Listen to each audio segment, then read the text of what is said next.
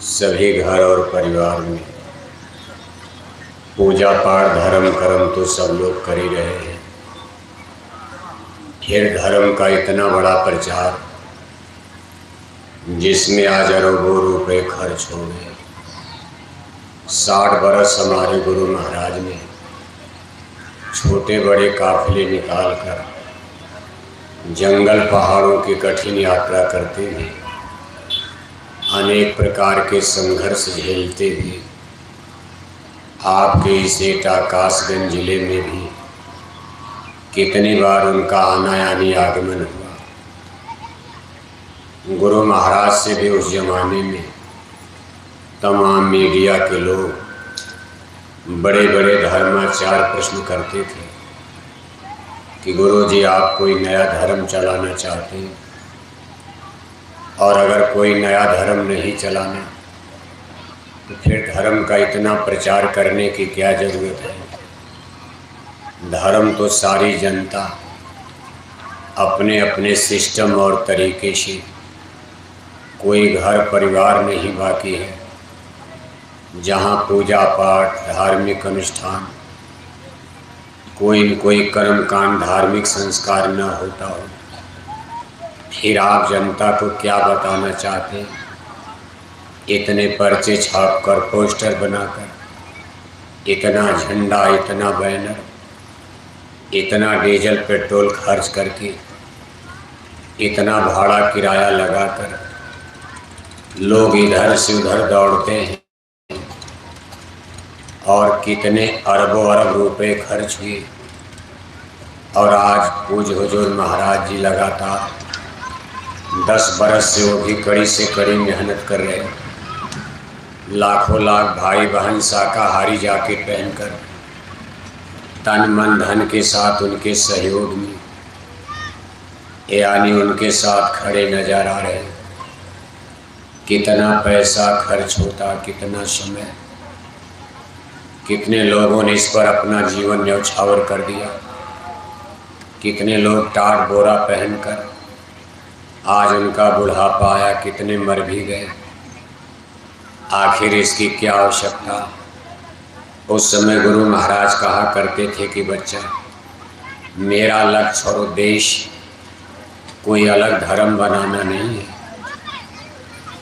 बल्कि हमारा ये जो प्रचार है ये धर्म के सुधार के लिए है। यानी जो धर्म में भटकाव आ गया है, जो धर्म में गड़बड़ी हो रही, धर्म के नाम पर जो धोखा हुआ है, देश की जनता को शाश्वत सनातन धर्म को समझाना ही हमारा लक्ष्य और उद्देश्य है। अब इसमें गड़बड़ी क्या आ गई? आप इतने लोग बैठे हो, करीब करीब सब लोग हिंदू धर्म को सपोर्ट करते हो, इसमें कोई मुसलमानी चेहरा तो नज़र नहीं आ रहा। वैसे आपके कासगंज एटा ज़िला में, अब कासगंज तो कभी एटा ज़िला ही माना जाता था, अब इसको अलग करके कासगंज ज़िला बना दिया गया। आपके कासगंज ज़िला में बहुत बड़ी संख्या में मुसलमान भाई भी रहते हैं, लेकिन अभी मुसलमानों को सुनाने समझाने का समय नहीं है। अभी मुसलमानों को समझाने का समय करीब 8 या 10 बरस के बाद आ रहा, लंबा समय है। अभी भारत के हिंदुओं को समझाया जा रहा, क्योंकि भारत में सबसे बड़ी मेजॉरिटी में, सबसे बड़ी संख्या में हिंदू भाई रहते हैं। 80% भारत में हिंदू, 14% मुसलमान, 6% में सभी धर्मों के लोग आ गए, जैसे सिख, ईसाई, जैनी, पारसी, बौद्धिस्ट, पादरी, यहूदी, सब धर्मों का मिलाकर 6%।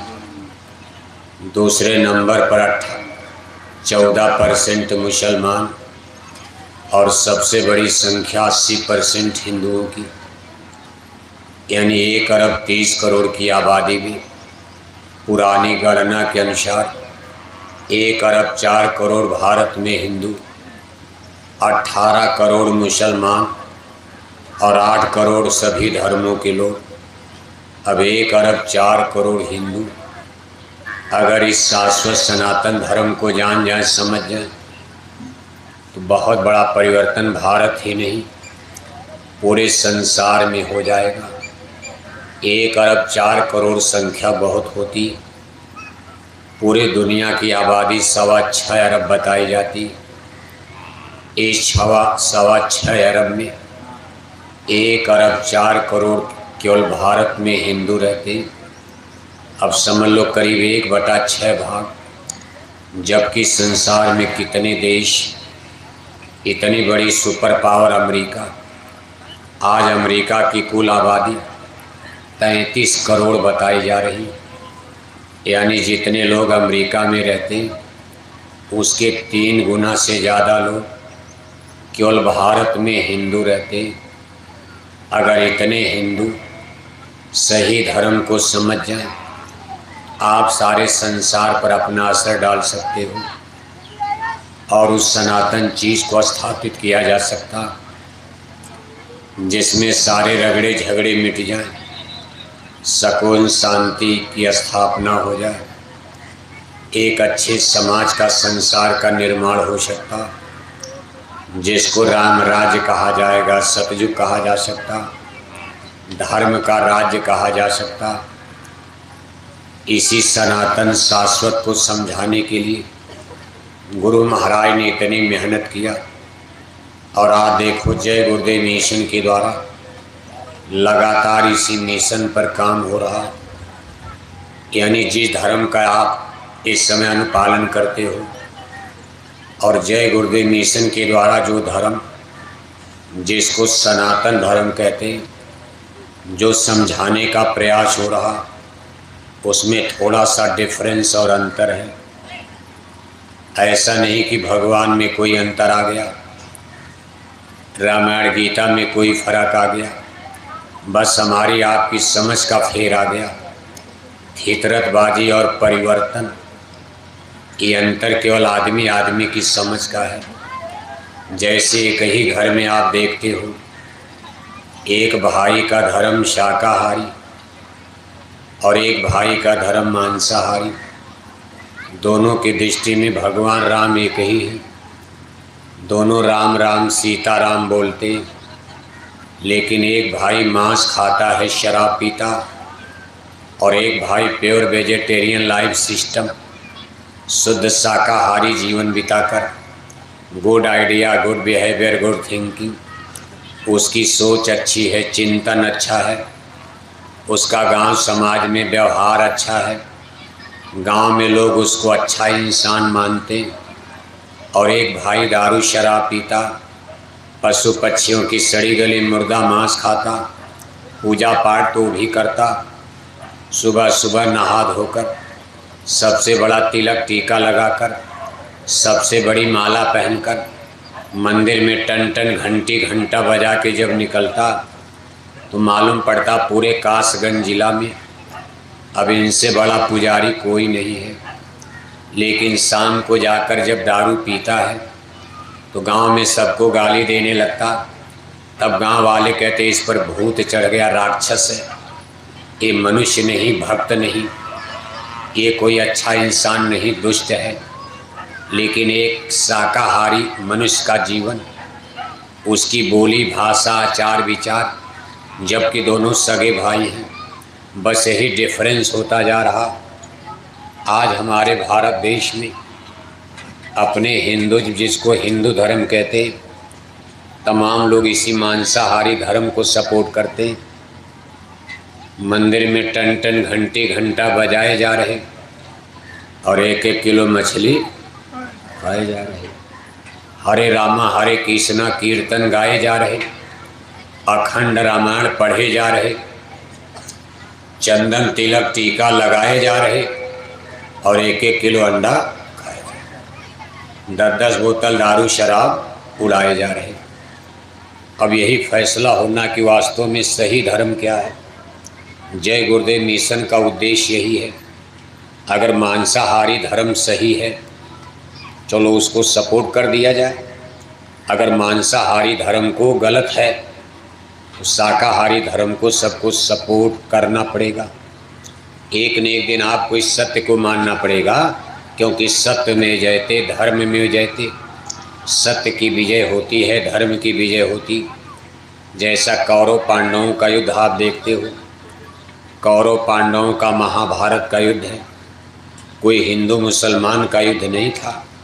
दोनों एक ही कुल खानदान परिवार के थे, लेकिन 5 भाई पांडवों का धर्म शाकाहारी और 100 भाई कौरवों का धर्म, कौरवों का धर्म जोर से बोलो मांसाहारी। समझ में आ रहा नहीं आ रहा? यानी दुर्योधन, दुशासन, उन्हीं के साथ कुछ राजा महाराजा जो उनके खानदान के नहीं थे लेकिन दोस्ती में आ गए, जैसे महाबली, कर्ण, ये और भी स्टेट और राज्य के राजे महाराजे राजकुमार। दुर्योधन की संगत में जितने लोग आते गए सबका धर्म मांसाहारी होता गया। ये सब मांस खाने लगे, शराब पीने लगे। लेकिन 5 भाई पांडव जो योगेश्वर श्री कृष्ण जी की संगत में रहे, उनके संग और साथ में रहे, उन 5 भाई पांडवों का धर्म शाकाहारी। झगड़ा इसी बात को लेकर हो गया और अंत में देखो 5 भाई जीत गए और 100 लोग, संख्या से कुछ नहीं होता, 100 लोग हार गए।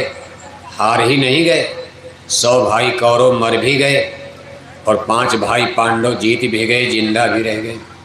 योगेश्वर श्री कृष्ण जी ने उनकी रक्षा किया और कह दिया भाई सत्य की विजय होगी, धर्म की विजय हुई। राम रावण के युद्ध में आप देखते हो, भगवान राम का धर्म शाकाहारी और 4 वेद के पढ़ने वाले, ब्राह्मण कुल में जन्म लेने वाले महाबली राजा रावण का धर्म मांसाहारी। रावण और उनके समाज का धर्म मांसाहारी और भगवान राम और उनके भक्त हनुमान, अंगद, इन सब लोगों का धर्म शाकाहारी। इसको धर्म और अधर्म का युद्ध कहते हैं। इस समय जो युद्ध आप लड़ रहे हो, अभी तो हम आप धर्म के नाम पर झूठे झगड़े में पड़े हैं, हिंदू मुसलमान के नाम पर, कहीं जाति के नाम पर, और गड़बड़ दोनों करते हो। मुसलमान भी मांस खा रहे, हिंदू भी मांस खा रहे, इसमें सही धर्म क्या है? चलो मुसलमान गाय बैल मारते, हिंदू लोग गाय बैल नहीं मारते। हिंदू गाय को माता मानते, लेकिन बकरी मुर्गी सूअर तो मार रहे हो। कहा खून खून तो एक है, क्या बकरी क्या गाय? गाय के खून में, बकरी मुर्गी के खून में कोई फर्क है? जितना गाय को मारने में दोष, उतना बकरी मुर्गी को भी हलाल करने में, काटने में दोष है। क्योंकि सारी रूहें रब की हैं, सारी रूहें खुदा की हैं। एक ही अल्लाह ताला खुदा रब्बुल आलमीन ने सारी खेलकर जहान को पैदा किया। चींटी से लेकर सबसे बड़े जानवर हाथी तक।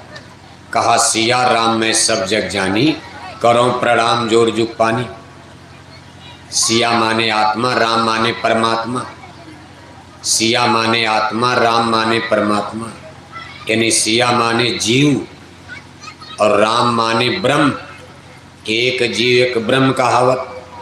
एक ही ब्रह्म पुरुष है, सारी स्पिरिट, सारी आत्माओं ने जन्म लिया है, चाहे गाय में, चाहे बैल में, कुत्ता में, बिल्ली में, कीड़े मकोड़े, हिंदू में, मुसलमान में, राजा में, प्रजा में, अमीर में, गरीब में, महल में, झोपड़ी में, कोई भी हो, चींटी से लेकर हाथी तक, आदमी से लेकर जानवर तक।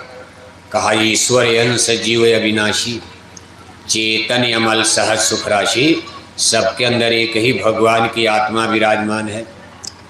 और जब सबके अंदर भगवान की आत्मा जीव है, जैसे आपकी उंगली काट दी जाए आपको दर्द होगा, ऐसे बकरी की टांग काटो उसको भी वही दर्द, सूअर की काटो उसको भी दर्द, मुर्गी की काटो उसको भी दर्द, मछली को काटो उसको भी दर्द, हिंदू को काटो उसको भी दर्द, मुसलमान को काटो उसको भी दर्द, राजा की टांग काटो वो भी चिल्लाएगा, प्रजा की टांग काटो वो भी चिल्लाएगा, ब्राह्मण का पैर काटो वो भी चिल्लाएगा, हरिजन का काटोगे वो भी चिल्लाएगा। दर्द तो बराबर है।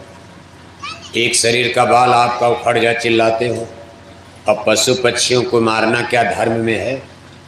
जब ये सब आत्माएं जीव एक ही परमेश्वर से पैदा हुए हैं, इनका वध करना, किसी भी जीव की हिंसा हत्या करना, क्या ये धर्म का रूप है? बस इसी का फैसला होना बाकी है।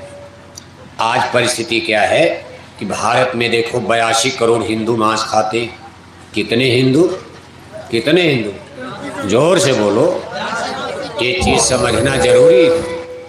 राम नाम बोलो, कोई पाप, राम को कौन मना करेगा? हम भी तो राम बोलते, सब राम बोलते, हम लोग भी तो हिंदू हैं। रामायण मानते, गीता मानते, गुरु मानते हैं, राम मानते हैं। गुरु के द्वारा भगवान मिलेगा। गुरु तो भगवान राम ने भी माना, कहा प्रातः काल उठ के रघुनाथा, मात पिता गुरु नावे माथा। गुरुमत के सिद्धांत को भगवान रामचंद्र जी ने भी सपोर्ट किया है। रामायण में गुरु की महिमा जगह जगह भरी पड़ी है। रामायण कहती है कि निगुरा को मुक्ति नहीं मिलती। पहली बात तो निगुरा को मुक्ति ही नहीं मिलेगी। गंगा पूजा, जमुना पूजा, हिमालय पूजा, विंध्याचल पूजा, पहाड़ पूजा, पानी पूजा, पत्थर पूजा, किताब पूज लिया, सब पूज लिया, देवी देवता। लेकिन कहा अगर गुरु नहीं किया तब क्या होगा? कहा गुरबिन भव नितरे न कोई, जो बिरंच संकर्षम हुई। ये किसका कथन है? गुरु जी का कथन है, हमारा कथन है। ये बात कहाँ लिखी गई बाबू साहब? ये कहाँ लिखा है? कहाँ लिखा बोलो आप? रामायण में। और रामायण सब हिंदू मानते हो, रामायण कौन नहीं मानेगा? जो भी हिंदू घर में जन्म लिया सब रामायण मानते हो। क्या रामायण की बात गलत होगी? रामायण का कथन है कि गुरबिन भवनी तरय न कोई, और जो बिरंच संकर्षम हुई, भगवान शंकर की तरह बन जाओ, भगवान ब्रह्मा की पदवी मिल जाए। लेकिन जिसने मानव जन्म पाकर जो निगुरा रह गया, जिसने गुरु नहीं धारण किया, उसकी आत्मा का कभी कल्याण नहीं हो सकता। ये हमारी रामायण का, जो हिंदुओं की आज सबसे पवित्र पुस्तक, पावन ग्रंथ माना जाता, जिस पर हिंदू जान देने के लिए फिदा है। आखिर भगवान राम का मंदिर बनाने के लिए हिंदुओं ने कितना रिवोल्यूशन, क्रांति किया। राम का मंदिर अयोध्या में बन रहा। रामायण के बारे में कोई कुछ बोल दे, हिंदू लाठी उठाने के लिए तैयार। लेकिन रामायण की बात आप मान रहे हो? रामायण कह रहे कि निगुरा को मुक्ति नहीं मिलती। उसी रामायण में लिखा है कर्णधार सतगुर देहनावा, दुर्लभ साज सुलभ कर पावा। उसी रामायण में लिखा है बंदा गुरुपद पदुम परागा, सुरो सुभाष शरश अनुरागा।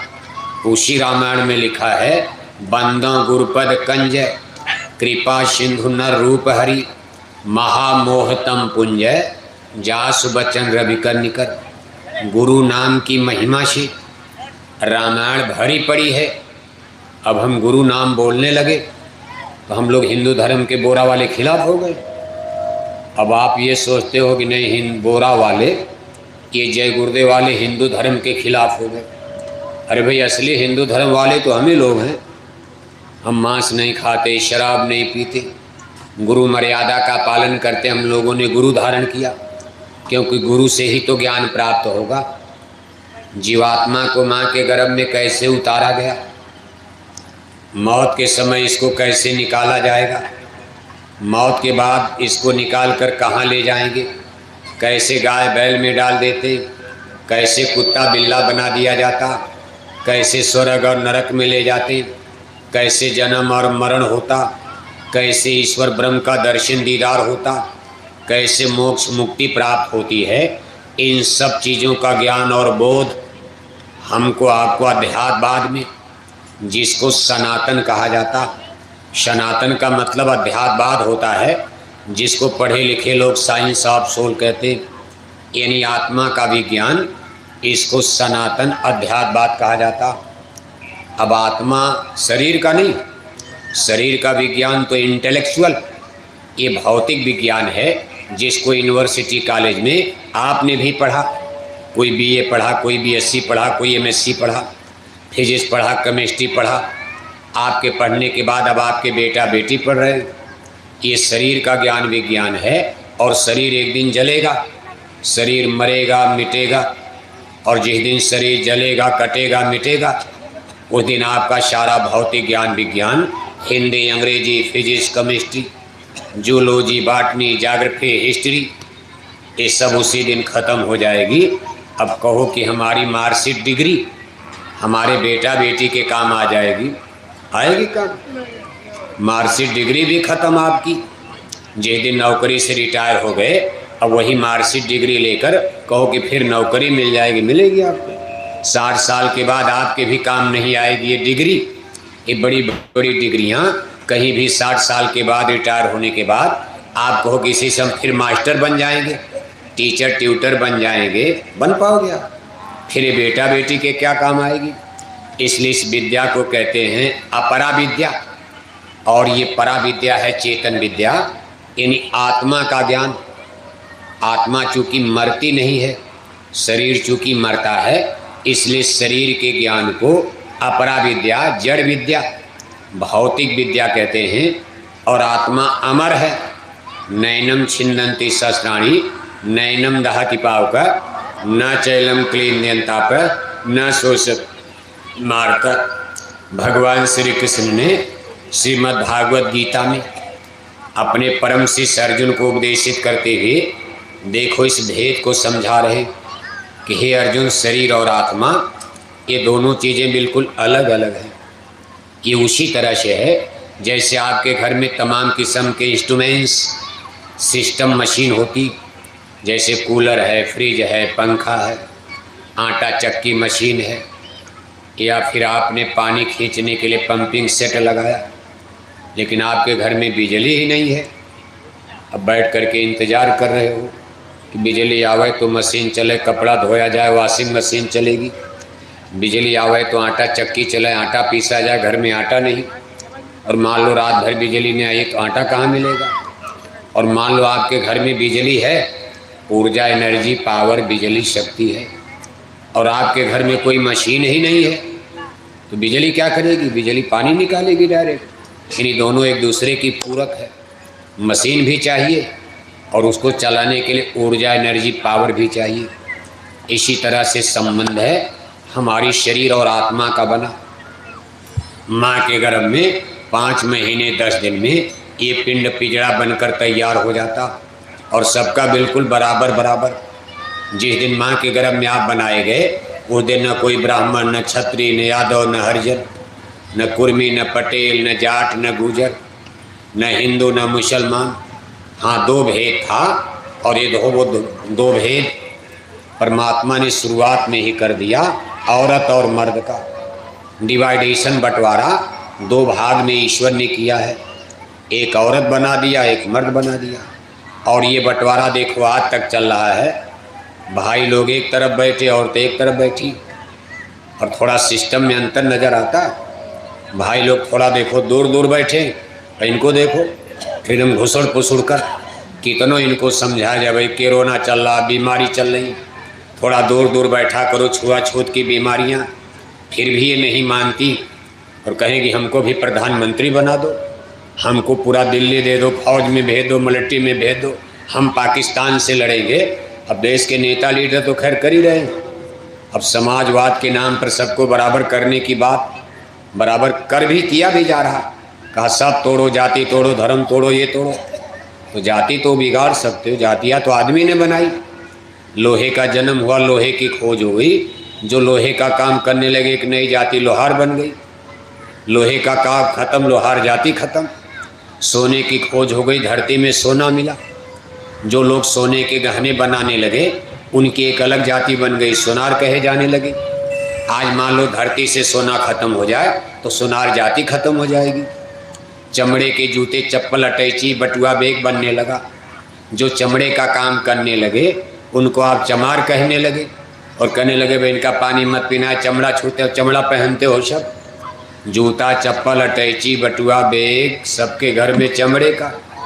ब्राह्मण के घर में, यादव के घर में, राजपूत के घर में, सबके घर में चमड़े का जूता चप्पल होता है। लेकिन जिसने बनाया उसको आपने कह दिया अछूत हो गए।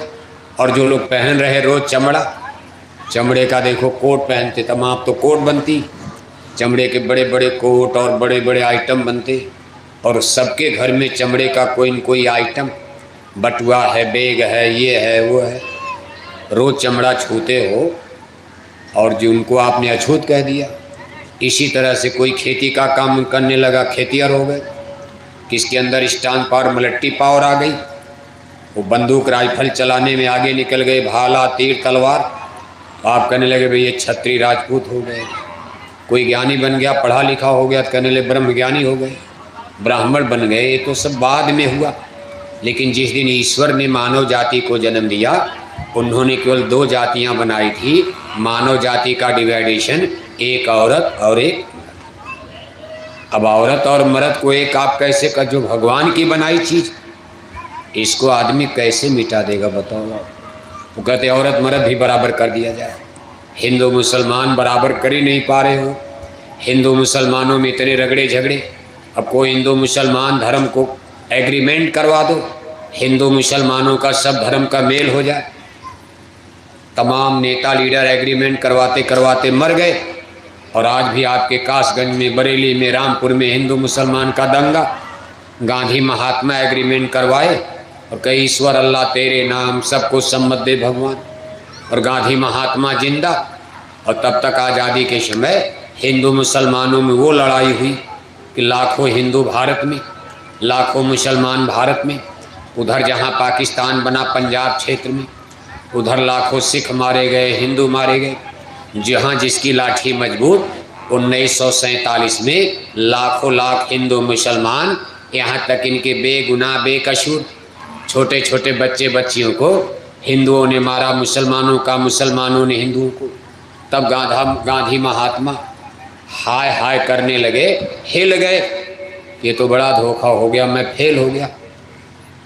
गांधी महात्मा ने स्वीकार कर लिया कि मेरा ज्ञान, मेरी शिक्षा फेल हो गई, मैं एग्रीमेंट नहीं करा पाया और आज ये आज़ाद भारत नहीं, ये तो बहुत बड़ा नुकसान हो गया।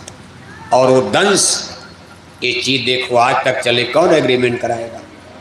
अब आप ये तो जात बिरादरी धर्म मजहब, 6500 भारत में जातियाँ, हिंदू धर्म में 6500 जातियाँ बताई जा रही। ये लाखों लाख बरस से सिस्टम बनता चला आया। अब आप कहो रातों रात सब जाति कोई तोड़ देगा, कई प्रधानमंत्री मिल जाएंगे, कभी कर पाते हैं? सब केवल हवा हवाई बात होती है। आज ज़रूरत इस बात की है कि प्रेम पैदा किया जाए, क्योंकि बहुत दिन तो आपको कासगंज में रहना नहीं है, बस कोई 2 साल रहेगा, कोई 5 साल। अब इसमें इतने लोग बैठे हो, कितने लोग अगली साल में, अप्रैल का महीना आपके भाग्य में नहीं है।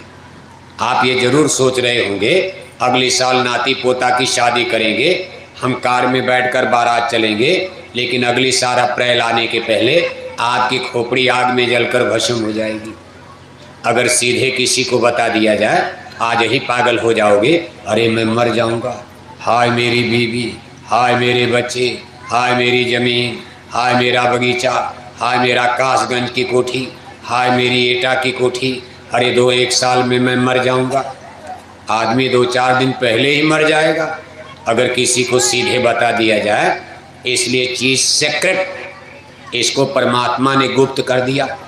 और जो संत यहाँ अवतार लेते हैं वो सबके जन्म मरण के बारे में जानते हैं, लेकिन उनके लिए हुक्म होता कि बात किसी को बताई न जाए। मरना तो है ही, बस इतने बताओ कि मरना है, मरना है। मरने के पहले जीवन का काम करो, अपनी आत्मा के लिए कुछ कमाई करो, क्योंकि मरना है, मैन इज मॉर्टल। आपके पहले भी कासगंज में कितने राजा रानी पैदा हुए, बादशाह शहंशाह, ये सब इलाके तो दिल्ली के करीब पड़ते हैं। कितने मुसलमान लैंडलॉर्ड, जमींदार, सुल्तान, बादशाह, कितने स्टेट बने बिगड़े। कहा एक राजा था एक रानी, और मर गए राजा, मर गए रानी, हो गई ख़त्म, सब लोग चले गए। सब चले गए तो आप अमर का पट्टा लेकर अंग्रेजी बोलने लगे, तो आप सोचते हो कि अंग्रेजी हमको बचा लेगी। अब आपने थोड़ा विज्ञान पढ़ लिया, सोचते हो कि हमको इंजीनियर की डिग्री बचा लेगी। भारत के 2-2 प्रधानमंत्री अभी हम लोगों के होश में, 17 लाख की मिलिट्री पावर, जिनके हाथों में इतनी बड़ी शक्ति थी, भारत के 2-2 प्रधानमंत्री। जिस दिन मौत की शहजादी आ गई, बंदूक के घेरे में ही, और देखो भून दिए गए। स्त्री प्रधानमंत्री को दिल्ली में लोगों ने मार दिया, और उन्हीं के सगे बेटे भारत के प्रधानमंत्री, उनको तमिलनाडु में लोगों ने गोलियों से छलनी कर दिया। बम, ऐसे बम फूटे तो उनके साथ उनके दर्जनों बॉडीगार्ड भी मर गए। क्या करोगे आप? प्रधानमंत्री, पुराना नहीं, अभी हम लोगों के होश में दो दो प्रधानमंत्री, माँ और बेटे। जिस दिन मौत की शहजादी आ गई, मलट्टी, फौज, बंदूक, राइफल, बॉडीगार्ड कुछ कर पाया? उनके साथ कितने बॉडीगार्ड भी मर गए। न जाने कहाँ मौत आएगी कब, इसलिए महापुरुष आपको सावधान करते हैं। इस ज़्यादा पचड़े में क्या पड़ते हो? यहाँ जितने बुद्धि लगाओगे उलझते जाओगे। कैसे बन गया, जाति बन गई, धर्म बन गया, ये बन गया, मुसलमानों को मार दो, हिंदुओं का राज आ जाएगा। क्या अमर हो जाओगे आप? जब तक आप राज लाओ तब तक मर ही जाओगे आप। कौन मुख्यमंत्री अमर है? कौन प्रधानमंत्री अमर है? 700 बरस भारत में मुसलमानों ने राज किया।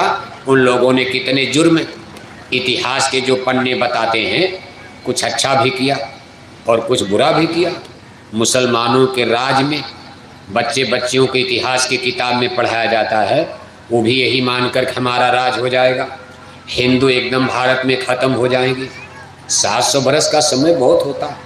700 बरस तक उन्होंने जो भी उपाय करना था किया, लेकिन क्या हिंदू खत्म हो गए? 250 बरस अंग्रेजों ने राज किया। माना जाता उनके राज में कभी सूरज डूबता नहीं था, लेकिन आज सिमट कर इंग्लैंड, ब्रिटानिया हुकूमत एक छोटा सा टापू बन गई। जितना बड़ा आपका उत्तर प्रदेश है, इससे भी छोटा आज इंग्लैंड देश समुद्र में टापू बन चुका। सोचो आप, जिसके राज में कभी सूरज डूबता नहीं था, यानी भारत में डूब गया, अमेरिका में उदय हो जाता था। अमेरिका में इस समय रात हो चुकी है। जब अमेरिका में दिन होगा तो भारत में रात हो जाएगी। उनका भारत पर भी राज था, अमेरिका पर भी राज था। पहले अमेरिका में रिवॉल्यूशन हुआ, अमेरिका पहले आज़ाद हो गया, वहाँ से अंग्रेज़ों को उन्होंने भगा दिया, यूरोप वालों को। इसके बाद 1947 में भारत से भी ब्रिटेनिया हुकूमत अपना बेड बिस्तर झोला झप्पड़ लेकर लंदन चले गए। सारी दुनिया से उनकी राज रियासत सिमट गई। आज उत्तर प्रदेश से भी छोटा, समुद्र में एक टापू की तरह, जैसे लंका देखते हो। खैर लंका तो बहुत छोटा, लेकिन वो भी चारों तरफ समुंदर है और बीच में एक पतली पट्टी टापू की तरह। इसी को ब्रिटानिया हुकूमत, इंग्लैंड है, उनका सबसे बड़ा शहर लंदन, ये संसार का सबसे बड़ा शहर माना जाता, लेकिन सिमट गए। कोई सोचता है? फिर आदमी क्या पचड़ा पालते हो? जिसके लिए प्रभु ने मानव जन्म दिया उसके बारे में सोचो। और सब लोग इसी पचड़े में, कोई घर में लड़ रहा, कोई गांव में लड़ रहा, कोई समाज में लड़ रहा। हर जगह देखो सब लोग रगड़े झगड़े झंझट में कहीं न कहीं संघर्षरत हैं। हमारा जीवन, हमारा समय, इतना अमूलक मानव जन्म इन्हीं व्यर्थ के रगड़े झगड़े पचड़े में नष्ट होता जा रहा। महापुरुष कहते भाई थोड़े दिन के लिए आए हो और मौत के बाद आपको किधर चलना है, इस बारे में कभी चिंतन विचार किया? अब मर जाने के बाद तो लोग सीधे कह देते हैं कि हमारे पूजनीय दादाजी का स्वर्गवास हो गया। क्या हो गया? क्या हो गया? स्वर्गवास, नरकवास नहीं। आपके गांव में घर में कोई मरता है, जब 10 दिन के बाद 10वां मनाया और 13 दिन के बाद ब्रह्मभोज 13 मनाते हो, तो पूरे गांव जवार में कागज़ के टुकड़े पर नोटिस, सूचना लिखकर भेजा जाता है कि हमारे पूजनीय दादाजी का क्या हो गया? स्वर्गवास। आओ लड्डू पूरी खा के खुशी मनाओ।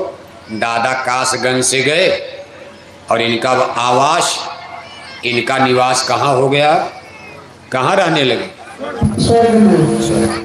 स्वर्ग चले गए। बताओ, दादा 2 कुंतल मछली खाकर मर गए, उनकी भी 13 में चिट्ठी लिख दिया, स्वर्गवास हो गया। दादा सारी जिंदगी शराब पिए, शराब के नशे में बुद्धि पागल कर लिया। पागल मन और बुद्धि से पूरे कासगंज जिले में कितनी बहन बेटियों की इज्जत की ख्वारी कर दिया, इज्जत आबरू को बिगाड़ डाला। उनकी भी 13 में चिट्ठी लिख दिया, स्वर्गवास हो गया। अगर इसी तरह सब लोग स्वर्ग चले गए, आपके कासगंज में आज तक कोई नरक गया होगा? कोई गया होगा? एटा जिले में कोई गया होगा? कन्नौज में कोई गया होगा? मैनपुरी जिला में कोई गया होगा? भाई कोई लिखता है कि मेरे दादा का तो नरकवास होगा, वो भी स्वर्गवास।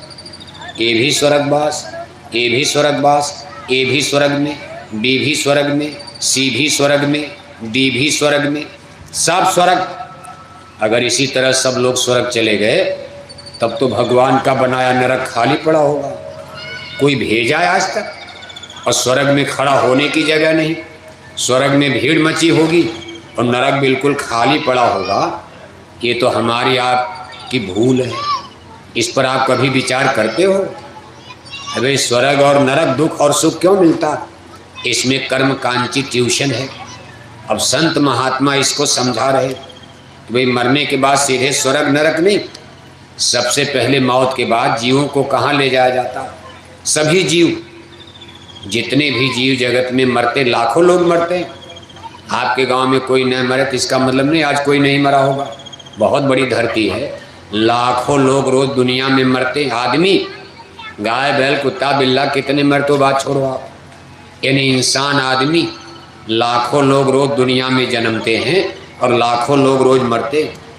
जन्मते भी हैं मरते भी हैं।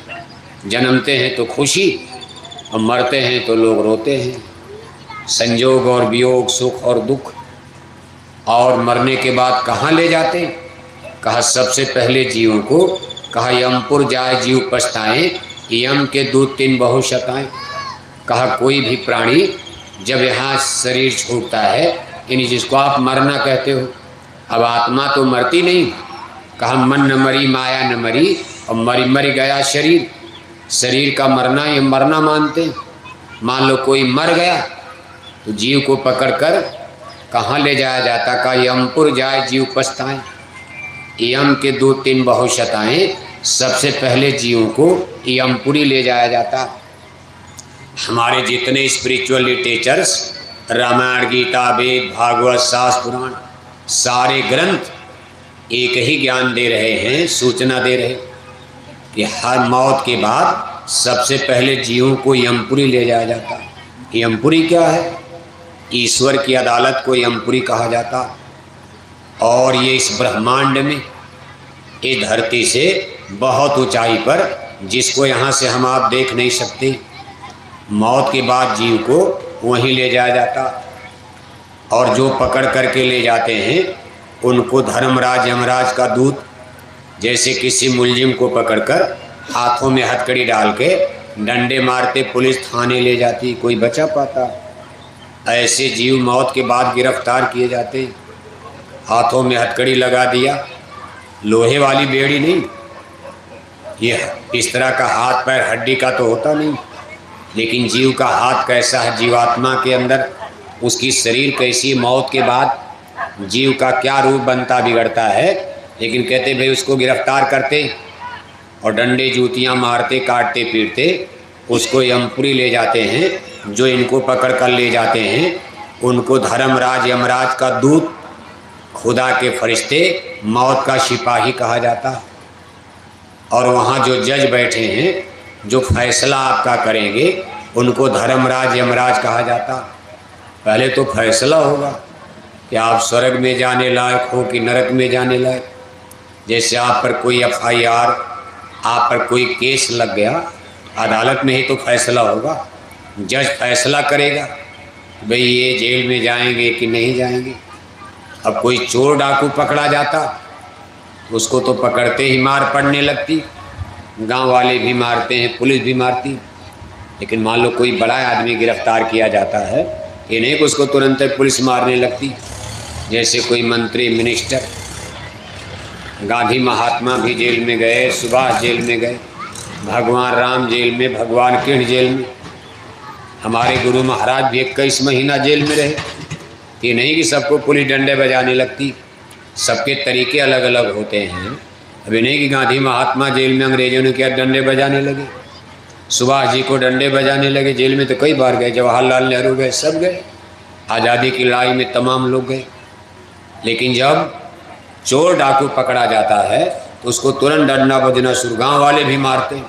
चोर पकड़ा गया, डाकू पकड़ा गया, फिर पुलिस भी डंडा बजाती है। इसी तरह से जो पापी आत्माएं, जिन्होंने मानव जन्म पाकर पाप का बीज ही बोया, सारे जीवन पाप कर्म में ही लगे रहे, उनको तो यहीं से डंडा बजना शुरू हो जाता है।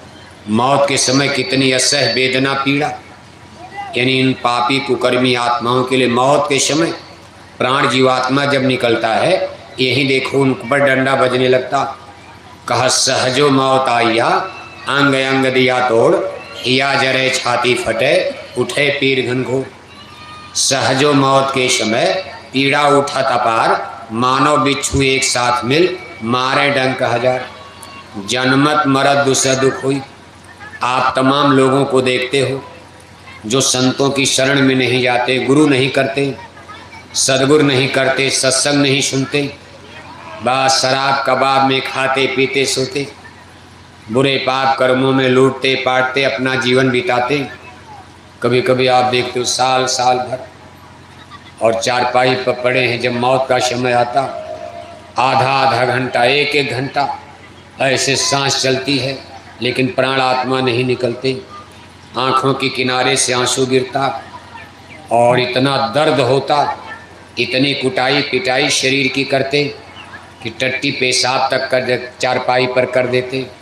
आँख उलट जाती, मुंह खुल जाता, घर वाले चेहरा देखकर डरते, कहते भाई ये पापी आत्माओं के लिए ही कुटाई करते।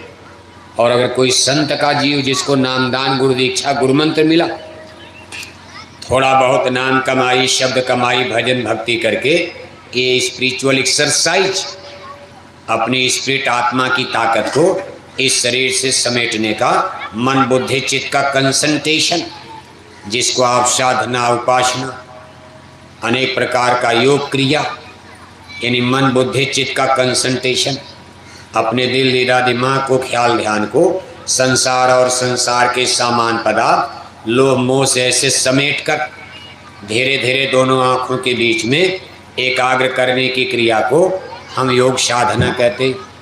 जो लोग इसका थोड़ा बहुत अभ्यास करते हैं उनके शरीर की चेतन शक्ति मौत के पहले ही भजन भक्ति योग साधना के प्रभाव से दोनों आँखों के बीच में सिमटना शुरू कर देती। जब मौत का समय आता है तो सतगुरु जो जीव को नामदान गुरु दीक्षा देते हैं वो तुरंत प्रकट होते हैं और बड़े ही आरामदेह स्थिति में, उनको कोई पेन कष्ट दर्द नहीं होता। बस ऐसे आँख बनकर कभी कभी आप देख तो तमाम सत्संगी लोग, तमाम घरों में तमाम प्रेमियों के सत्संगियों के घर में आप बराबर लोग कहते हैं सूचना मिलती, बस ऐसे माला कर रहे थे जय गुरुदेव जय गुरुदेव जय गुरुदेव, बस तब तक फुक निकल गए, प्राण निकल जाता है, बस शरीर लुढ़क गया। माला पूजा करते करते चल देते हैं। बाकी पापी आत्माओं की तो बड़ी दुर्दशा यहाँ भी। और जब रास्ते में ले जाते कुटाई पिटाई, खूब पीटते मारते, कौन बोलेगा कौन साथ देगा। ले जाकर यमपुरी में जब पटकते कहते भाई ये जीव पश्चाताप करता पछताता, यमपुर जाए जीव पछताए क्यों पछताता। तब उसको होश आता है कि जो सतगुरु कर तो संघाती तो न कष्ट होते भांति। अगर मानव जन्म पाकर हमने भी संत की खोज किया होता, संत का साथ किया होता, संत का संसर्ग किया होता, संतों का सहयोग लिया होता, उनके सत्संग में आते जाते, हमारे भी मन की काई जन्म जन्म के पापों का मैल धुल गया होता। कहा सठ सुधरें सत्संगति पाई, सत्संग जल जो कोई पावे, मैल आई सब कट कट जावे। कभी जैसे शरीर का कपड़े का मैल साबुन और पानी के घोल से साफ होता, ऐसे संतों के सत्संग में जन्म जन्म के पापों का मैल धुलता। कहते भाई सत्संग जल जो कोई पावे, सत्संग रूपी जल से मैलाई माने गंदगी, गंदगी माने जन्म जन्म के पापों का मैल। शरीर का मैल तो पानी से जाता। आपके पड़ोस में गंगा नहाने जाते हो तो गंगा में नहाओगे तो गंगा से शरीर का मैल, लेकिन जन्म जन्म के पापों का मैल कभी अगर गंगा मैया धोती भी हैं तो फिर आप लाद लेते हो, लेकिन जब संतों के सत्संग में चलोगे तो बिल्कुल निर्मल हो जाओगे। अगर गंगा मैया के पानी से थोड़ा बहुत निर्मल, जीवन भर नहाए लेकिन मछली छोड़ नहीं पाते हो, जब सत्संग में चलोगे तो संत कहेंगे मछली छोड़ो, गंगा मैया तो मना नहीं करती। कहा अच्छा रोज नहाओ, रोज अपना पाप हमारे अंदर धो और फिर घर में जाकर मछली खाओ, पाप ला दो, फिर आओ नहाओ। मान लो ऐसे ऐसे करके और रास्ते में मौत हो गई। आज आपने मछली खाया और गंगा नहाने नहीं जा पाए, तब क्या होगा? तब तो पाप लदा का लदा रह गया। कहते तिल भर मच्छी खाई के और कोटि का उदय दान, काशी करवट ले मुए तो न नरक निदान। कहा एक मछली का टुकड़ा, ऐसा सुंदर अमोलक मानव जन्म पाकर अगर एक मुर्दा का टुकड़ा किसी ने खा लिया, जीवन भर गंगा जमुना नहाते रहो, सब कुछ करते रहो, दान पुण्य, लेकिन कहा मुक्ति नहीं, मोक्ष नहीं, सीधे नरक होता। एक मछली मुर्दा खाने की सजा नरक। अब यहाँ तो कितने मछली मुर्दा खा गए होगे, कोई गिनती है? जब से जन्म होश संभाला, जब से जन्म हुआ होश संभाला, तब से आप मछली मुर्गी मुर्गा खा रहे हो। कितने कुंतल खा गए होंगे, बताओ कितना भारी हिमालय की तरह पापों का बोझा आपकी आत्मा पर लद चुका है। कहते भाई इसको कौन उतारेगा? कहा संतों के सत्संग से उतारो, फिर नाम कमाई शब्द कमाई से उतारो, और कुछ गुरु सेवा से उतारो। यही कलयुग का मुख्य उपाय बताया गया। बाकी सतयुग त्रेता वाली पूजा आप कर नहीं पाओगे। सतयुग त्रेता की पूजा को दृष्टि योग साधना कहा जाता। इसमें प्रकाश को लक्ष्य करके, प्रकाश की किरणों को पकड़ करके आत्मा को ब्रह्मांड में चढ़ाया जाता। और सूरज शब्द योग में जो सरल साधना है, इसमें वेद साफ साउंड है, यानी शब्द को लक्ष्य करके, जिसको वेद वाणी ब्रह्म वाणी अनहद वाणी अनहद नाद कहा जाता। इस शब्द धुन को, बाजे को, आवाज को, ब्रह्मवाणी अनहद वाणी को पकड़कर ये हमारी सूरत आत्मा ब्रह्मांड में चलती है। जैसे मछली पानी की उल्टी धारा पर तेजी से बढ़ती, ऐसे ब्रह्मांड से शब्द आ रहा, आवाज। इसको हिंदू ग्रंथों में ब्रह्मवाणी वेद वाणी अनहद नाद कहा गया। और आत्मा यहाँ दोनों आँखों के बीच में सिचुएटेड है। सबकी आत्मा पेट में नहीं, छाती में नहीं, यानी जीव जिसको कहते हो, ये जीवात्मा दोनों आँखों के बीच में, जहाँ माताएं बहनें बिंदी टीका लगाती, यहीं बैठाई गई। बस यहीं से आपने शब्द को पकड़ लिया। शब्द की डोली नाम के जहाज में बैठकर आप स्वर्ग वैकुंठ निकल चलो। बाहर से कोई रास्ता नहीं जाता। सबने अंदर की बात कहा है, घट में है सुझत नहीं, लानत तेरी जिंद है, स्वामी यही संसार को भयो मोतिया बिंद है।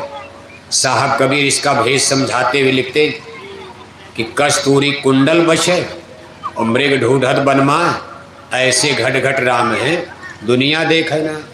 कहा कस्तूरी मृगा के अंदर उसकी खुशबू को सूंघता है, वो सोचता कहीं दूर जंगल से आ रही खुशबू, इधर उधर बेचारा दौड़ते दौड़ते मर जाता और अपने अंदर का भेद नहीं जान पाता है। ये दृष्टांत देकर महापुरुष समझाते हैं कि भाई परमात्मा का मिलना, मालिक का भेद, सारी नियामत, सारी दौलत, रूहानियत की अनमोल खजाना आपके अंदर भरा पड़ा। सबना में सांचा धरी, एक दो आदमी के अंदर नहीं, सबके अंदर ईश्वर ने, भगवान ने, अमीर गरीब राजा प्रजा, ये अमोलक भेद रास्ता छिपा रखा। अब यह है कि जब कोई गुरु मिल जाते, कोई महापुरुष मिल जाएंगे, ज्ञानी पुरुष मिल जाएंगे, तब ये भेद आपकी समझ में आ जाएगा। वो आपको जानकारी दे देंगे, भाई कैसे करोगे, कोई उपाय बता देंगे कि मेहनत कम और आपको लाभ ज़्यादा मिले। अपने मन से पढ़ोगे तो मेहनत ज़्यादा, लाभ कम। अपने मन से सब लोग पढ़ लेते तो बाज़ार में किताब खरीद कर बांट दी जाती। स्कूल कॉलेज में मास्टर की क्या ज़रूरत, सरकार कितने मास्टर जगह जगह स्कूलों में रखती। इसी तरह से जब महापुरुष मिलेंगे, इस सारी विधा का, सारे ज्ञान का भेद आपको बता देंगे, समझा देंगे।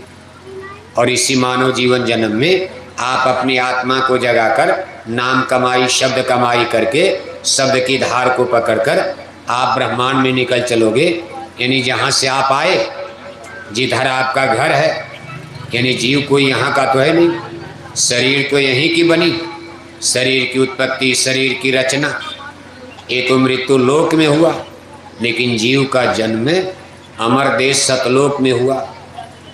जब यहाँ कुछ नहीं था तब भी तो जीव था।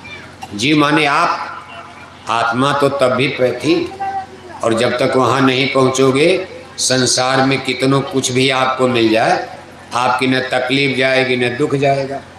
जन्म मरण इसी तरह भटकते रहोगे। सिपाही पकड़ कर ले जाएंगे, वहाँ आपके कर्मों का फैसला हो गया और उन्होंने हुक्म दे दिया कि भाई ये मोक्ष मुक्ति लायक नहीं, स्वर्ग बैकुंठ लायक नहीं, ले जाओ इनको जेल में डाल दो, नरकों में डाल दो। कहा कुंभी नरक माँ हृदय गोते, कष्ट पाए जीव अतिशय रोती। नरकों में कितना कष्ट पीड़ा जीव को भोगना पड़ता। कभी कुंभी पाक नाम का एक नरक है, कहा कुंभी नरक माँ हृदय गोते, कष्ट पाए जीव अतिशय रोते। फिर ले गए तप्त शिला तह निज दिन जरई, ता ऊपर जीवन को धरई। काहू का सर नीचा कीन्हा, ऊपर बांधी पाँव जो दीन्हा।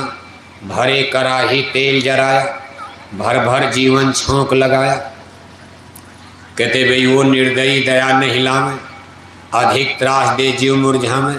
मार मार चौदिस से हुई, सूरत गतिमति आप बिगोई। क्या क्या कहो मुसीबत भारी, सरपन माला घर में डारी।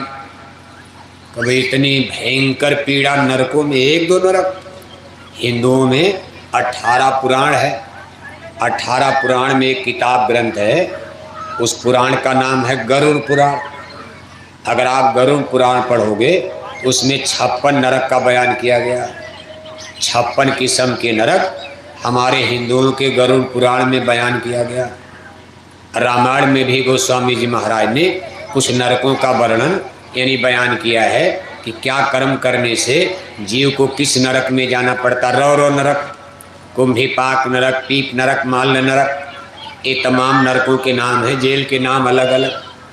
जैसे कोई जानवर मार दिया किस जेल में जाएगा, कोई किसी को गोली मार दिया किस जेल में जाएगा।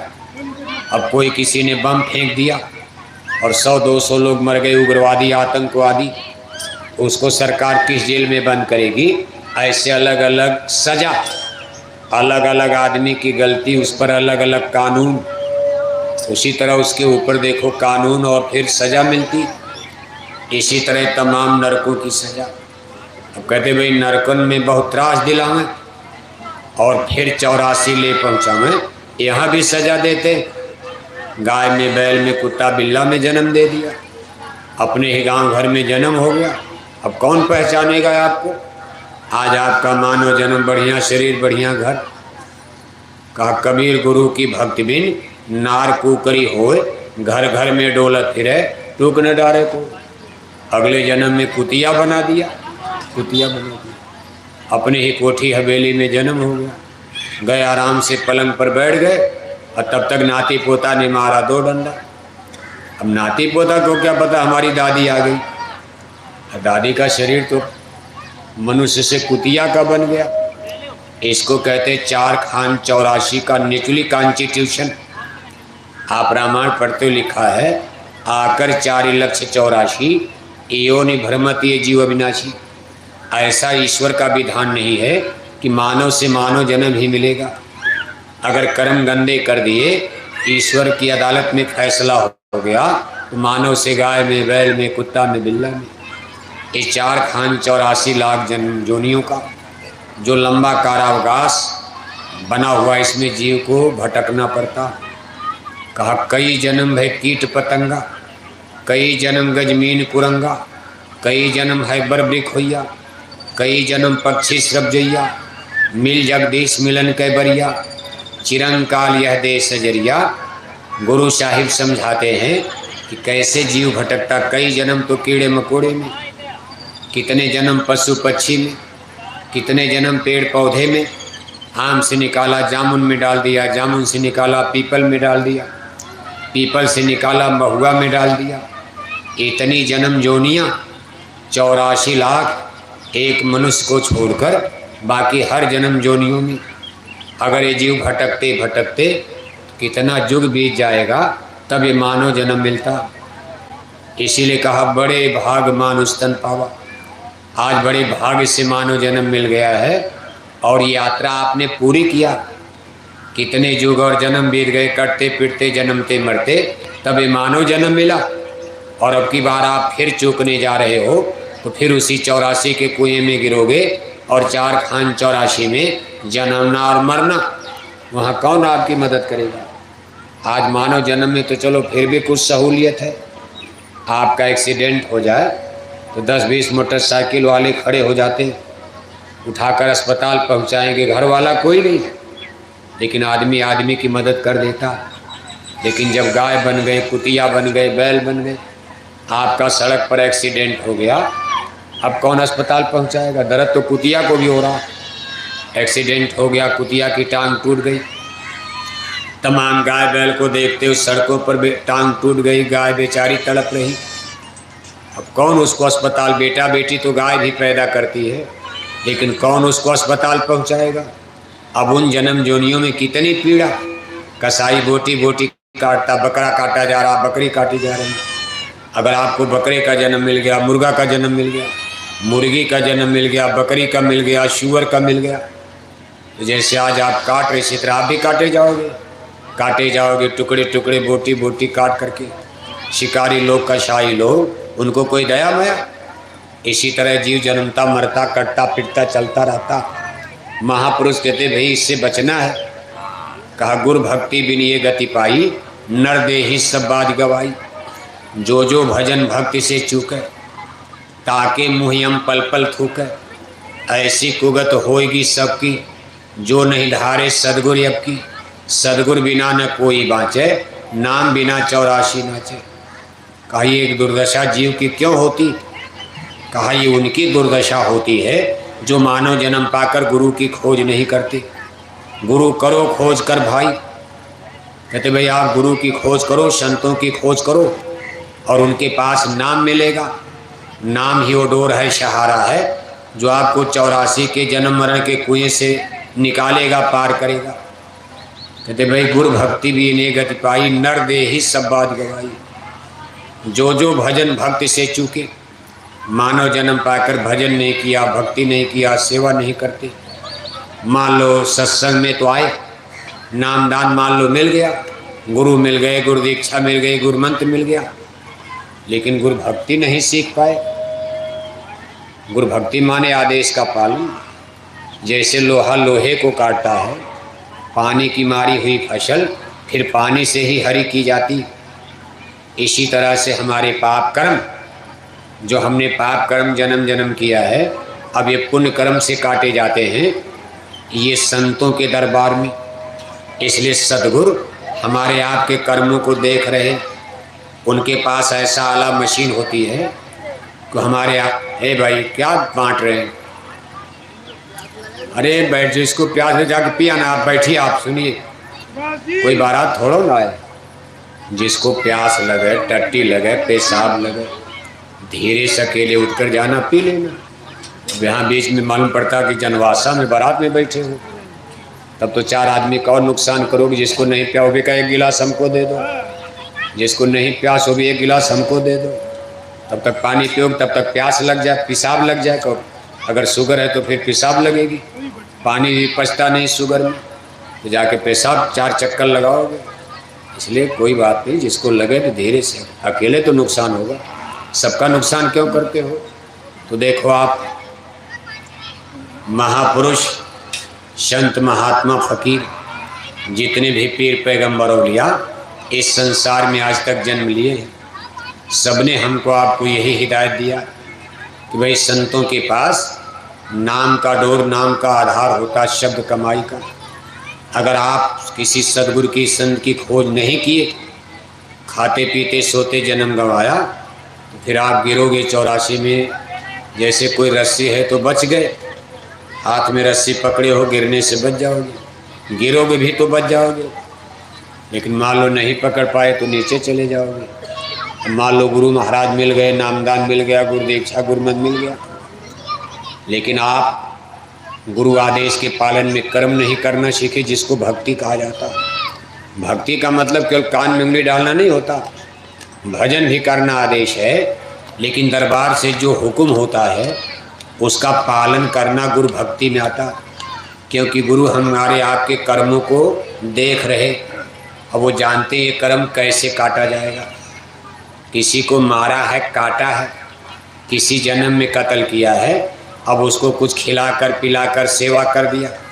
जैसे भंडारा चल रहा है, एक टुकड़ा रोटी, आपने इसमें गेहूँ चावल अनाज रुपया पैसा भंडारे में सेवा देते हो। अब आपकी सेवा से भंडारा बनकर तैयार हुआ, सबका एक में मिला दिया।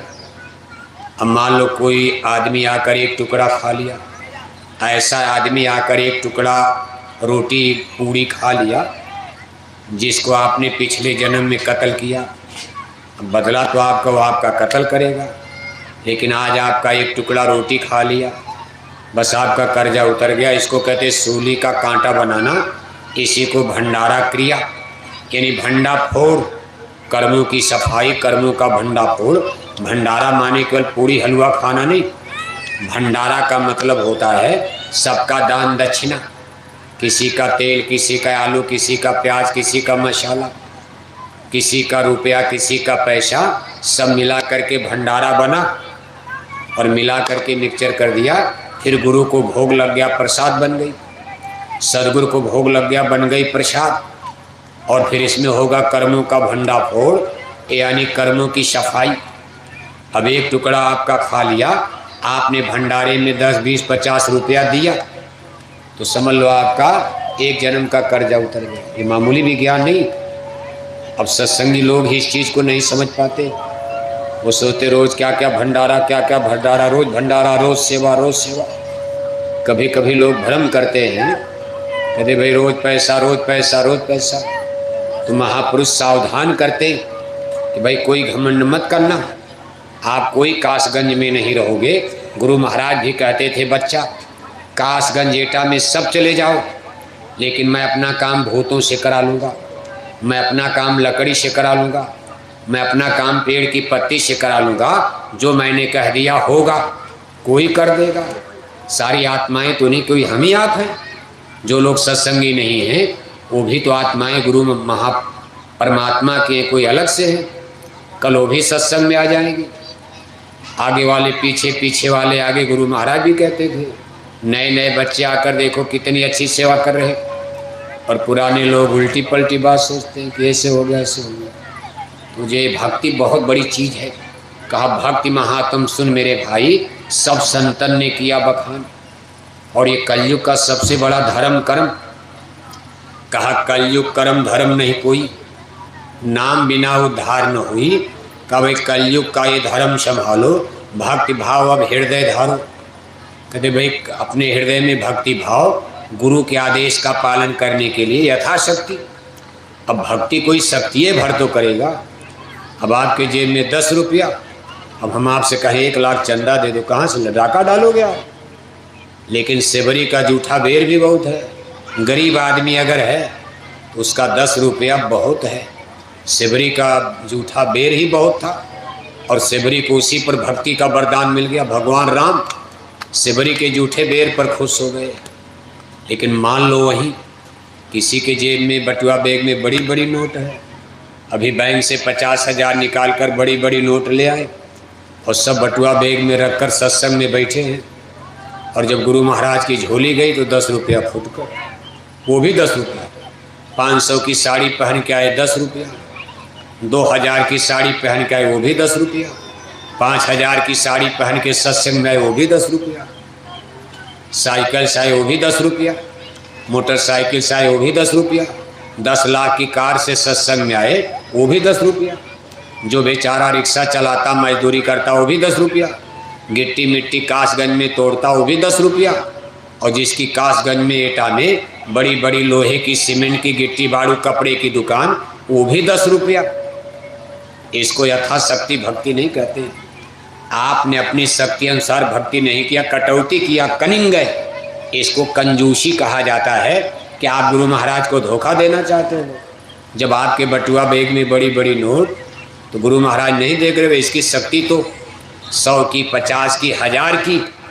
इसने भी दिया 10 रुपया, गरीब ने भी दिया 10 रुपया, और अमीर ने भी दिया 10 रुपया।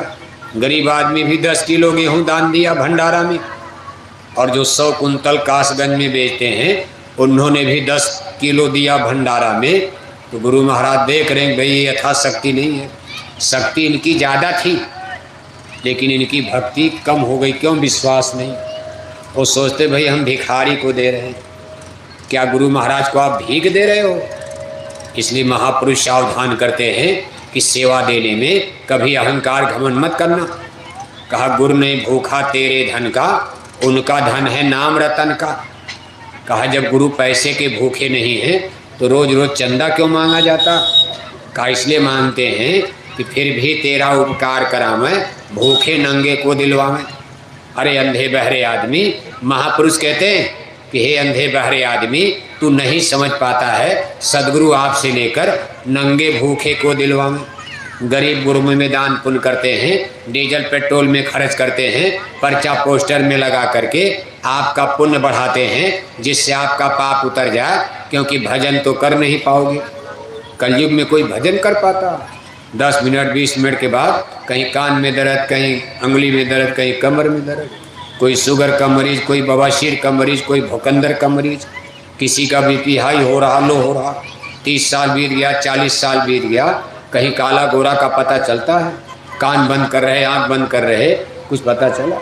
इसलिए कहते भक्ति महात्म सुन मेरे भाई, ये कलयुग का सबसे बड़ा धर्म है, सबसे सुंदर सरलतम रास्ता गुरु भक्ति, गुरु आदेश का पालन किया जाए, ये कर्म बोझा जल्दी उतर जाता है, तब मन निर्मल पवित्र होता। जैसे जैसे कर्मों का भार उतरेगा उसी तेजी से मन निर्मल होगा। निर्मल मन जन सो मोहि पावा, मोहि कपट छल छिद्र भावा।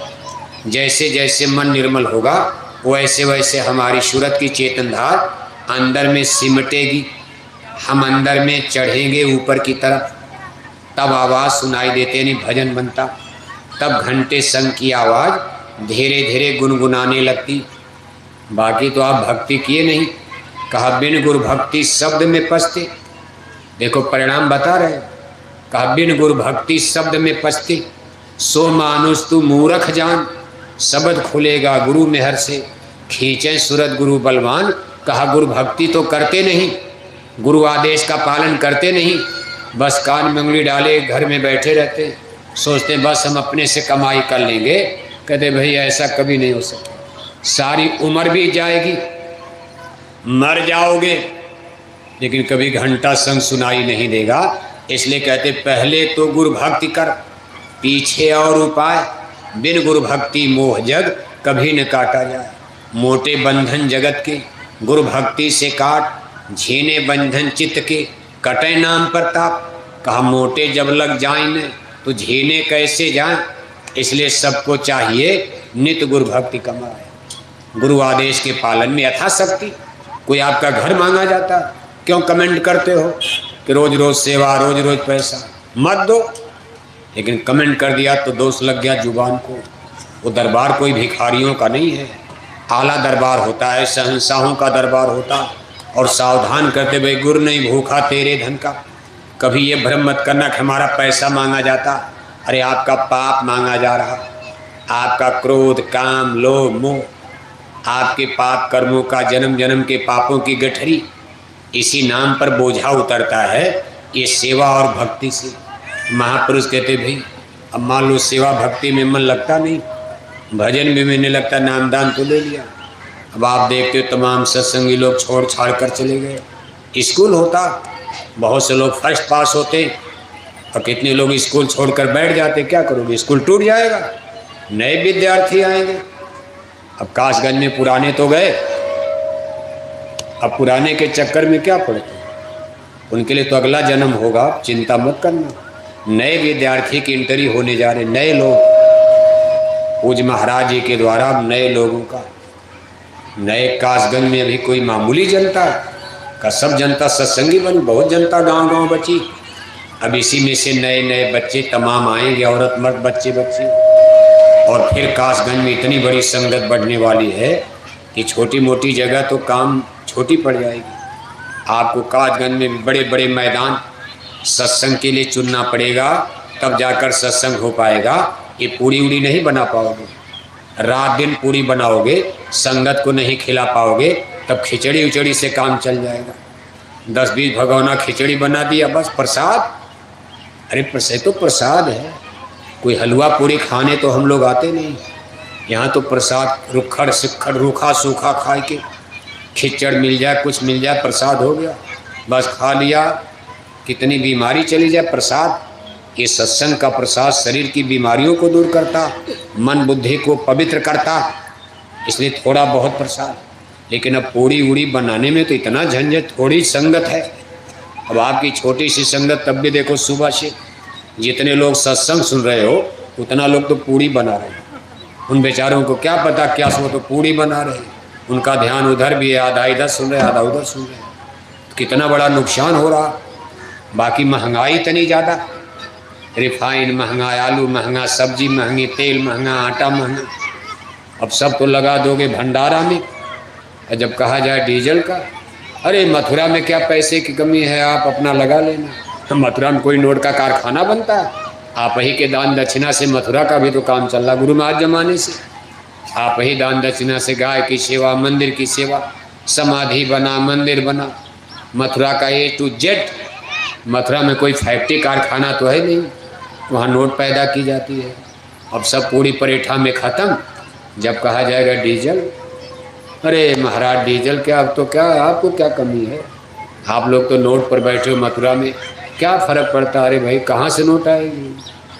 ऐसे ये सेवा नहीं है। सब चीज़ पर विचार करना चाहिए, ठीक है, हमारा मतलब नहीं भंडारा मत चलाओ, लेकिन इस पर भी चिंतन विचार। भाई इतनी दूर से गाड़ी, इतनी दूर से इतना डीजल पेट्रोल महंगा होता जा रहा है और 10 रुपया से आगे सेवा देते ही नहीं हो आप। अभी तक डीजल महंगा, पेट्रोल महंगा, पूड़ी महंगा, तेल महंगा, लेकिन आपकी सेवा का रेट वही पुराना चला 10 10 10 और 10 के आगे बस, 10 के आगे बस। वो भी ऐसी फटी पुरानी नोट लेकर बैठे हो जो पूरे कासगंज में कोई दुकानदार नहीं तैयार होगा लेने। वही झोली में डाल करके और पूरी परेठा खाकर घर चल देते हो। कहते हम तो सत्संगी भजन करेंगे। क्या भजन खाक करोगे? आप जैसे कितने धुरंधर चले गए, भजन बनेगा? का बिन गुरु भक्ति शब्द में पछते, सो मानुष तू मूर्ख जान। कहो नीरा कोर मूर्ख हैं, गुरु भक्ति करते नहीं, आदेश का पालन करते नहीं और सोचते हम बाजी मार लेंगे भजन। कभी ये कुंजी तो गुरु के पास है, उनका आदेश मानोगे तब तो चाबी लगेगी। कहा गुरु कुंजी जो बिसरे नहीं, घर ताला छिन में खुल जाही। तो तमाम देखो सत्संगी तो चले गए। और कुछ ऐसे भी लोग हैं, मान लो संगत से तो हट गए, लेकिन कहीं जय गुरुदेव नाम से खंड खंड में जुड़े हैं, तो उनको अलग तो नहीं माना जाएगा। कहीं भी हैं लेकिन जय गुरुदेव नाम बोल रहे हैं, कभी हो सकता संभावना है जुड़ जाएंगे। और कुछ लोग जा करके एकदम अलग हो गए और वो जय गुरुदेव नाम भी नहीं बोलते हैं, लेकिन शाकाहारी बने हुए हैं। शाकाहारी तो गुरु महाराज ने ही बना दिया था, संगत से अलग हो गए, जय गुरुदेव नाम तो नहीं बोलते, आपको देखकर दूर हो जाते, आड़ में हो जाते कि जय गुरुदेव बोलना पड़ेगा, लेकिन वो लोग शाकाहारी बने हुए हैं। और कुछ ऐसे भी आपको मिलेंगे संगत से भी हट गए और जा कर के फिर गलत संगत में, अपने गांव में समाज में गलत संगत में चले गए, मांस भी खाने लगे, फिर शराब पीने लगे। अब इसका क्या दंड मिलता, क्या सज़ा मिलती? लेकिन मूल चीज़ यह है कि संतों के जीव जिनको नामदान मिलता है कभी नरक नहीं जाते। एक दृष्टांत आता है, एक बार गुरु नानक जी महाराज का एक जीव किसी कारण से नरक में चला गया। गुरु साहिब ने अंतर्दृष्टि के द्वारा अंतर जगत में झांक कर देखा, अपने एक जीव को नरक में पाया। गुरु नानक जी महाराज नरक की तरफ चल दिए। खुद अपने शिष्य को बचाने के लिए गुरु नरक की तरफ जाते और वहाँ नरक कुंड के किनारे बैठकर नानक नरक अंगूठा बोरा सब जीवन का किया निबेरा। अपने पैरों का, चरणों का एक अंगूठा थोड़ा सा ऐसे नरकों में स्पर्श कराया, देखते देखते पूरा नरक सूख गया और सब जीवन का किया निबेरा। जब नरक कुंड सूख गया तो सब जीव नरकों से निकल गए। एक जीव के कारण सभी जीवों का उद्धार हो गया। तो काल ब्रह्म पुरुष काल प्रभु ने अपने अधिकारी कर्मचारियों को बुलाया और लगे डांटने। अरे भाई अगर इसी तरह संतों के जीव नरक में लाओगे और ये नरक में आकर एक एक नरक खत्म करेंगे, कुछ ही दिन में हमारा सब नरक खत्म हो जाएगा। इसलिए अब संतों के जीव को चाहे अच्छा करें चाहे बुरा करें, इनको नरक की तरफ मत लाओ। इनको नरक लाना ही मत। जिनको संतों ने नामदान नाम का आधार दे रखा है, इनको नरक मत लाना। कहा महाराज इनको फिर सजा क्या? मान लो संतों के जीव मांस खाने लगे, शराब पीने लगे, गुरु का अपमान करते हैं, गुरु को गाली देते हैं, गुरुद्वारे को गाली देते हैं, तो कुछ तो सजा। कहा बस इनको इतने सजा देना कि 84 में कुएं में गिरा देना, लेकिन पूरी 84 में मत डालना। तब से कानून बन गया गुरु नानक जी महाराज के समय से, अब संतों के जीव नरक नहीं जाएंगे। लेकिन 84 में मान लो बड़ी गलती कोई सत्संगी कर गया, नामदान लेने के बाद किसी को गोली मार दिया, कत्ल कर दिया, मांस खाने लगे, शराब पीने लगे, उनको 84 में 1-2 जन्म तक भटकना पड़ता। पूरी 84 नहीं, पूरी 84 तो 84 लाख बार जन्मना मरना, तब पूरी 84 कितने युग बीत जाएंगे? बस 1 जन्म 2 जन्म, बस इसके बाद फिर इसी नाम की डोर पर जस तक 84 से काढ़ा नरदेही में फिर ले डाला। उनको फिर मानव जन्म में वापस कर दिया जाता है बस 150 साल के बाद, और किसी सदगुरु की शरण में जाकर फिर भजन करके उद्धार हो जाता। लेकिन गलती की थोड़ी सी सजा भोगने के लिए देखो एक दृष्टांत आता। राधा स्वामी मिशन के गुरु बाबू सावन सिंह जी महाराज डेरा ब्यास पंजाब में जब वहाँ गुरुगद्दी पर विराजमान थे, उनका एक बहुत ही सेवादार सत्संगी रहता था। वहाँ आटा चक्की चलती थी, वो आटा चक्की चलाता था, हर तरह की सेवा गुरु साहब की भी खातिरदारी में हर समय मौजूद रहता था। यानी बाबू सावन सिंह जी महाराज का बड़ा ही खास सेवादार, 10-12 बरस सेवा किया। सारी संगत बहुत जानती थी, मानती थी, प्यार करती थी। एकाएक कुछ गड़बड़ हो गया। गड़बड़ का मतलब किसी ने कुछ कह दिया, होता है, परिवार में हो जाता है। अब इतनी बड़ी संगत है, मुंडे मुंडे मतिर भिन्ने। अब आपको कोई नहीं जान रहा, आप कौन हो? मान लो आप हमको जान रहे तो आप आदर करोगे। अब हमको कोई नहीं जाना है, ये दुबली पतली शरीर देखकर कोई क्या समझेगा? है कोई होगा, हटो भाई हटो, आप कहाँ रास्ते में आ गए? अब हम बुरा कैसे मुझे, हमको जान ही नहीं रहा। ऐसे ही मान लो इतने लोग सत्संग में आते हो तो सब लोग तो सबको जानते नहीं। अब आप भंडारे में गए और एक पूड़ी के लिए किसी ने आपको डांट दिया। अब आप कहोगे मैं इंजीनियर, मैं डॉक्टर, अपने गांव का मैं लैंड लॉर्ड जमींदार, और हमको पूड़ी के लिए डांट रहा है। उसको क्या पता बेचारे को कि आप गांव के मुखिया हो, सरपंच हो, बड़े आदमी हो। वो तो देख रहा भाई कोई आदमी आया और कानून तोड़ रहा है, सब लोग लाइन से आ रहे हैं और बिना लाइन के घुसा जा रहा है तो डांट ही देगा पहरेदार। बस इसी तरह की बातें होती हैं, और छोटी छोटी बातों को लेकर सत्संगियों में भी झगड़े। कोई डांडा मेड़ा तो है नहीं, न कोई रुपए पैसे का, जमीन जायदाद का लेना देना, फिर भी सत्संगियों में झगड़ा होता है। और ये झगड़ा मान सम्मान का होता, मान सम्मान का होता। लोभ और मान क्यों चाहे? हमको हटा दिया, उनको बना दिया, इनको बिगाड़ दिया, उनको कर दिया, हमारा अपमान कर दिया, अब सेवा नहीं देंगे, अब हमारे घर आना हम आपको बता देंगे, अब हम एक नए पैसे, तमाम बातें इसी तरह की। और ये सब काल के दाव होते हैं। झगड़ा तो नहीं करना चाहिए। गुरु महाराज यही कहते भाई झगड़ा क्यों कर दो, भजन करो, चुपचाप सेवा करो जो बन सके। लेकिन यह है कि फिर भी हो जाता। काल ऐसा भूत अपना चढ़ा देता है, कर्म का बोझा जब चलता है तो झगड़े झंझट हो ही जाते। तो देखो कोई बात हो गई, वो नाराज हो गया, नहीं बर्दाश्त कर पाया, नहीं होता। अगर सत्संग को गहराई से नहीं सुन पाए तो बर्दाश्त नहीं कर पाता जीव, और झगड़ा हो जाता है। अब उसका अपमान हो गया तो बर्दाश्त नहीं कर। मैं इतना बड़ा सेवादार, गुरु महाराज के पास रहने वाला, मुझको उसने कह दिया। और चूँकि गुरु महाराज वहाँ बैठे थे, बाबू सावन सिंह जी महाराज के सामने झगड़ा हो गया और उसका अपमान हुआ, और गुरु साहब कुछ बोले नहीं। तो उस आदमी को ये बुरा लगा कि गुरु महाराज को तो बोलना चाहिए था। मान लो कुछ भी कर रहा हो, लेकिन गुरु महाराज उसको डांटते, मेरा पक्ष लेते, मेरा सपोर्ट करते। बस इसी बात को लेकर नाराज होकर आश्रम से चला गया, और फिर कभी लौट के नहीं आया। और गया ही नहीं, बल्कि वहाँ गलत संगत में जाकर मांस खाने लगा, शराब पीने लगा। थोड़े दिन के बाद उसको बहुत बड़ी बीमारी लग गई। 6 महीना साल भर बीतते बीतते भयंकर बीमारी लग गई, और देखते देखते अगले साल उसकी मौत हो गई। और मरने के बाद उसको कुत्ते का जन्म मिल गया। देखो नामदानी सत्संगी, लेकिन गुरु से नाराज होकर गया, मांस खाने लगा, अगला जन्म मांसाहारी जानवर, उसको कुत्ते का मिल गया।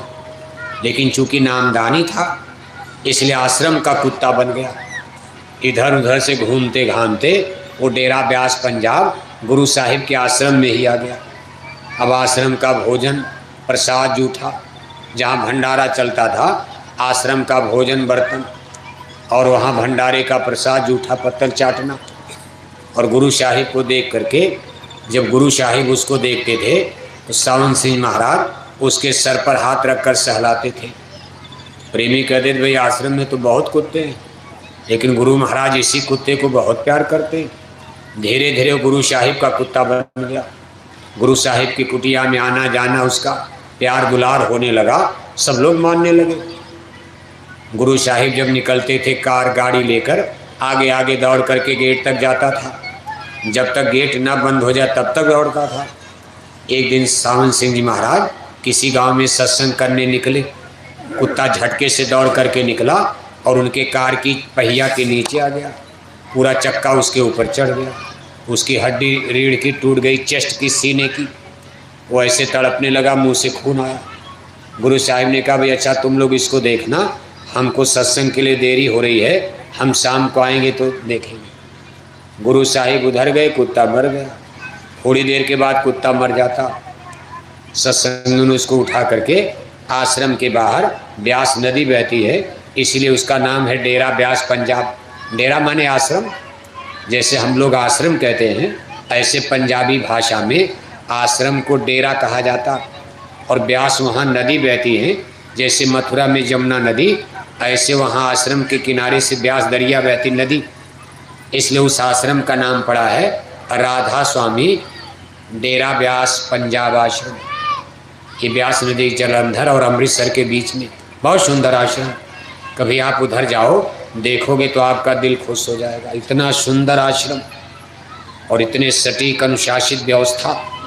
अब अपना आश्रम तो बड़ा ही लंबाई चौड़ाई में, अपना मथुरा का आश्रम तो बड़ा है, लेकिन चूंकि वो आश्रम 150 साल, पौने 200 साल राधा स्वामी मिशन पुराना है, इसलिए सेट हो चुका है। वहाँ हेलीकॉप्टर तक खड़े रहते हैं, उनके आश्रम में तमाम हेलीकॉप्टर वॉप्टर सब, बहुत बड़े बड़े लोग, पंजाब के सिख सरदार, देश विदेश में उनकी संगत है।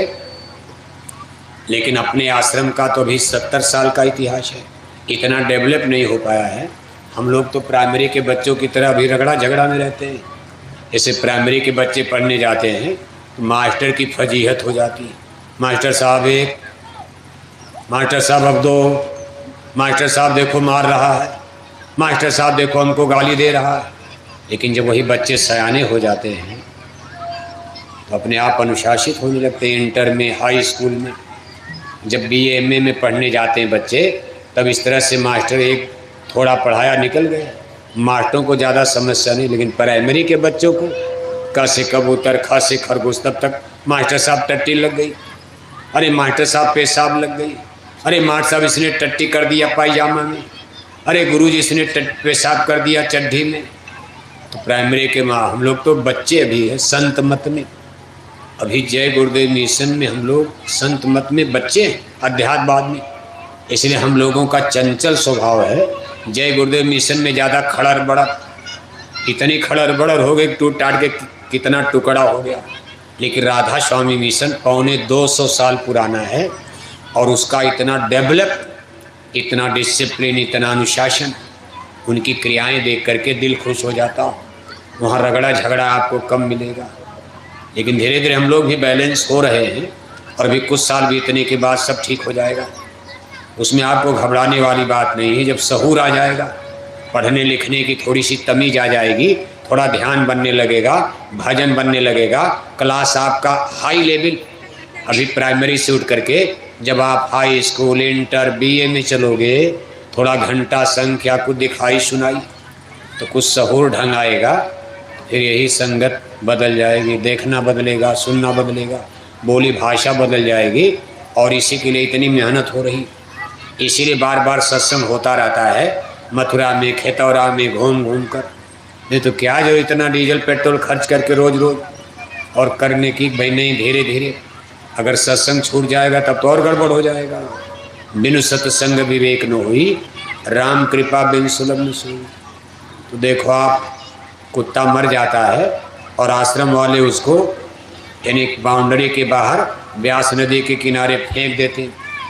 शाम को बाबू सावन सिंह जी आए और आते ही कहते भाई मेरे कुत्ते का क्या हुआ? लोगों ने कहा हुजूर मर गया।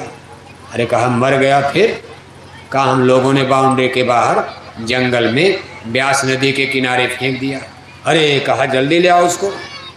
देखो फिर कुत्ते को मंगवाया, अपने आश्रम के अंदर बाउंड्री के अंदर गड्ढा खुदवाया, बाजार से कफन मंगवाए और फूल पत्ती डाल करके और बाकायदे नहला धुला कर उसको कफन में ओढ़ा करके लिटा कर अपने आश्रम के अंदर उन्होंने दफना दिया। इसके बाद वहीं थोड़ी देर बैठ करके जैसे मातम पोशी करते, जैसे आदमी गमी मनाता, दुख व्यक्त करता, चिंता में। इसके बाद उठ करके अपनी कुटिया की तरफ आते। सत्संगी लगे पूछने, गुरु महाराज कुत्ते के लिए आपने आंसू बहा दिया? तब बाबू सावन सिंह ने कहा था, अरे भाई ये कुत्ते ही मेरा प्यारा सत्संगी, तुम समझ नहीं रहे हो? ये मेरा वही सत्संगी है जो यहाँ चक्की चलाता था और नाराज होकर कुछ साल पहले चला गया था और वहाँ जाकर गंदी सोहबत में आ गया और इसको कुत्ते का जन्म मिला। लेकिन मैंने नामदान दिया था, मेरा जीव था, मैंने इसको 84 से निकाला कुत्ते के जन्म से। अब इसको मैं मानव जन्म दिलवाऊंगा फला गांव में और फला जमींदार के यहाँ। जो सत्संगी हमारे हैं उनके घर में बेटा बनकर, पुत्र बनकर जन्म लेगा, फिर हमारी संगत में आएगा माता पिता के द्वारा। फिर मैं इसको नामदान दूंगा, चेतना शक्ति इसकी बढ़ाऊंगा। अब इस जन्म में मैं इसको पार करूंगा, इस जन्म में इसको नहीं भटकने दिया जाएगा, इस जन्म में इसका बेड़ा मैं पार कर दूंगा। कहने का मतलब यह है, जब संत मत का नियम ये है तो आप क्यों चिंता करते हो? कासगंज में यहाँ चले गए, यहाँ चले गए, ये ऐसा कहते हैं, ये ऐसा कहते हैं, ये कुछ कहते हैं, ये मथुरा को गाली देते हैं, ये कहते हैं, ये मंदिर को गाली देते, ये नहीं सुनते। नहीं, ये सब आपकी जिम्मेदारी नहीं। बस आप इतना ही ध्यान लगाए रहो कि बस अपना सीधा निशाना, एक सुई ध्यान, सुबह शाम भजन किया करो, जहाँ सत्संग की सूचना हो सत्संग में जाया करो और जो दरबार का हुक्म हो यथाशक्ति जो आपसे हो सके पालन किया करो, जितनी आपके पास शक्ति है। ये नहीं कि आपका पूरा घर मांगा जाता।